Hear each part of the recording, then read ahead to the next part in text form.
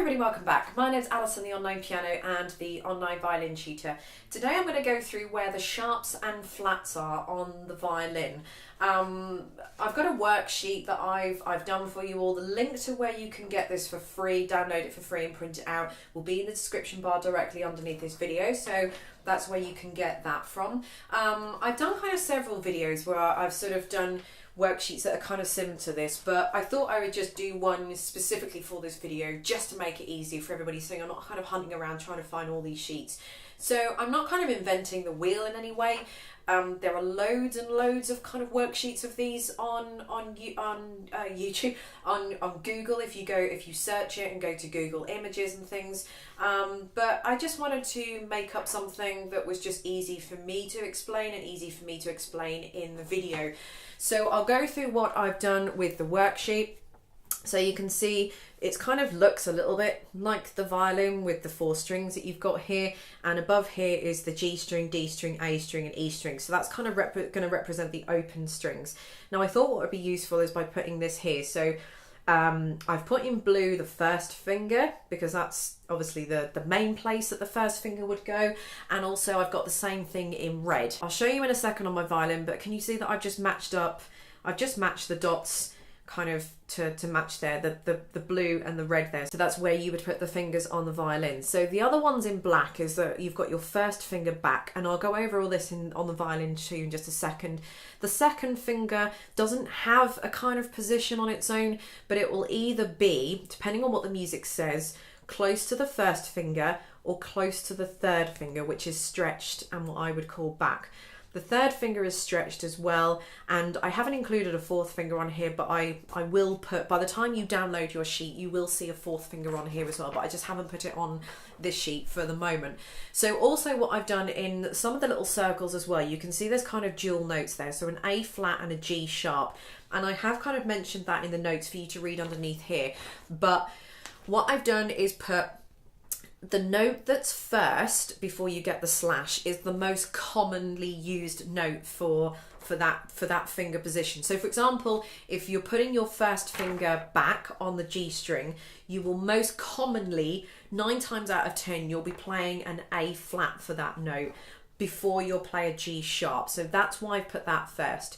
When you're playing with the first finger back on the D string, more often than not, it will be because the music has told you to play an E flat before you play a D sharp. E flat and D sharp are exactly the same note, but I'm just kind of giving you the more commonly known notes that you will probably come across first. That's kind of why I've just put them first, but I mean, it's still going to show you where the notes are. Okay, so I'm just going to hold this the other way around if I can, and hold the violin and the sheet music with both hands. So the first finger on the blue dot is going to be here. Now the first finger back is going to be all the way to the nut that you might see here, so you'll feel it. It's kind of like a little ridge, so that's kind of the nut of the violin, and that's all the way back when you have the first finger back.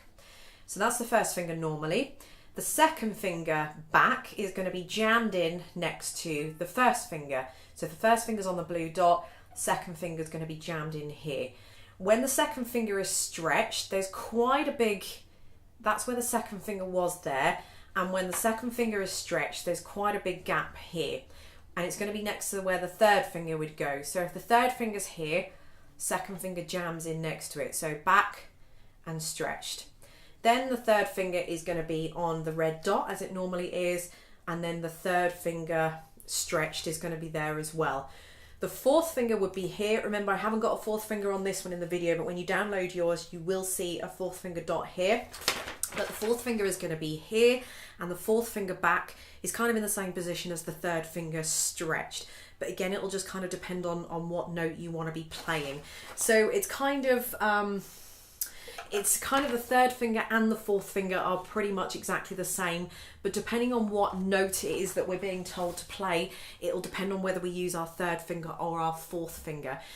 Generally, when we have, for example, C sharp, and we have C sharp on the G string, so you'll notice that C sharp on the D string is this one here. It's also known as D flat, but C sharp on the G string is a 3rd finger stretched. So it's just going to be above the third finger dot. Now a C sharp is also the same as D flat, but if I was playing a D flat, I wouldn't play it with my third finger, I'd play it with my fourth finger, because my fourth finger plays a D.